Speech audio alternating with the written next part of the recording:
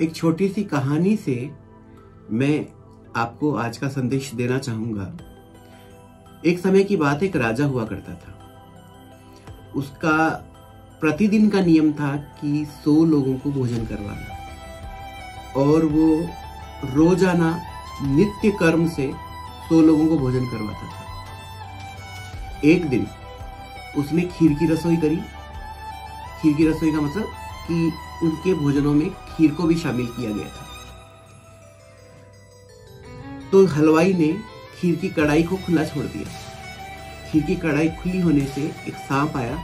सांप ने अपना विष खीर में डाल दिया। जब वो खीर उन 100 लोगों को परोसी गई तो वो 100 के 100 मारे गए। राजा को बहुत दुख हुआ कि वो जहां पुण्य की अपेक्षा कर रहा था, उससे कितना बड़ा महापाप हो गया। इससे उसको बहुत बड़ा दुख हुआ और उसने अपने बेटे को गद्दी सपलाई और खुद संन्यास लेकर जंगल में चला गया। गांव भटकता, भिक्षा लेता, फिर अगले दिन दूसरे गांव में। एक दिन वो एक गांव में आया। चौपाल पे कुछ लोग बैठे हुए बात कर रहे थे। उनसे पूछा कि भाई, इस गांव में कोई साधु या संत का घर है जिसके घर में एक रात रुक सकूं और अगले दिन अपने जहां भी मुझे जाना है वहां जा सकूं। तो उसने कहा, हाँ भाई, पास ही में है। एक भाई और बहन है, दोनों ही संत हैं और समाधिस्थ रहते हैं और खूब जप तप करते हैं। आप उनके पास जाके रह सकते हैं। उनके पास गए, मिन्नतें की कि एक रात रुकने दिया जाए ताकि अगले दिन वो अपनी यात्रा को पुनः शुरू कर सके। उन्होंने खुशी खुशी उनको कहा कि महाराज, आप हमारे यहाँ रुकिए और आप जो भी हमारे यहाँ बना है वो खाइए और विश्राम कीजिए। राजा को बहुत अच्छा लगा और राजा रात को सो गया। सुबह राजा उठा तो उसने देखा कि उसका भाई उसकी बहन को डांट रहा है कि तुम्हें इतना समय क्यों लग गया? आज तुमने बहुत बड़ा योग किया है, बहुत लंबा समय तुम योग में बैठी रही। अच्छा नहीं लगता घर में मेहमान आए हुए हैं और तुम हो कि अपने इस योग से बाहर नहीं आ पाई। तो उसने कहा, भैया, आज क्या है कि आज का जो चैप्टर रहा है या आज का जो सारांश रहा है, कहानी रही है, वो बड़ी ही अनोखी है। तो उसने पूछा, क्या हुआ? तो उसने कहा कि हुआ यूं कि ऊपर भगवान के घर में लड़ाइयां हो रही हैं और एक बहुत बड़ा मुद्दा है जिसका फैसला नहीं हो पा रहा। बोले, क्या?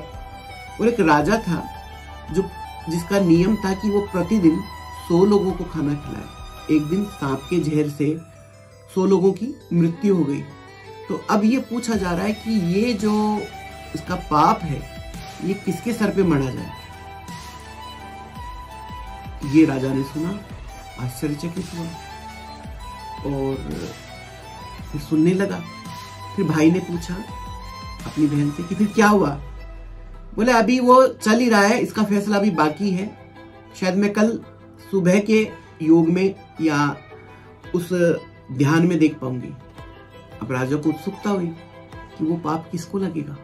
मुझे लगेगा, क्योंकि वो उसी के डर से, तो उसी के भय से, उसी के दुख से तो वो मारा फिर रहा था, उसी के प्रायश्चित में वो घूम रहा था। तो उसने फिर मिन्नतें की दोनों भाई बहनों से कि मुझे एक दिन का समय और दिया जाए, मैं कल चला जाऊंगा।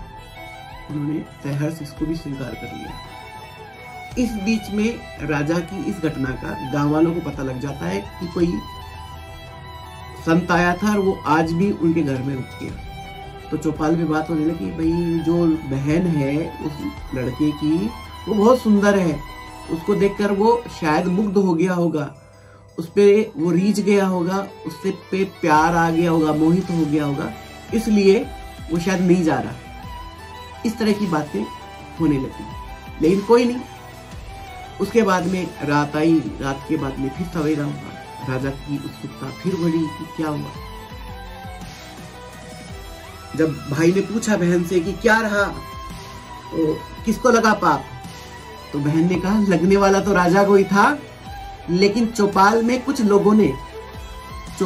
बैठे कुछ लोगों ने उस पाप को अपने ऊपर बांट लिया।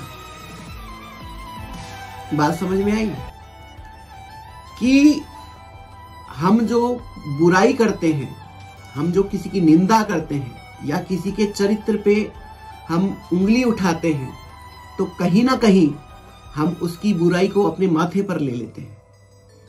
अब फैसला आपके हाथों में है कि आप इस धरती पे पुण्य बटोरने आए हैं या किसी और के पाप अपने सर पे फोड़ने, क्योंकि जीवन है आपका और जीभ है आपकी।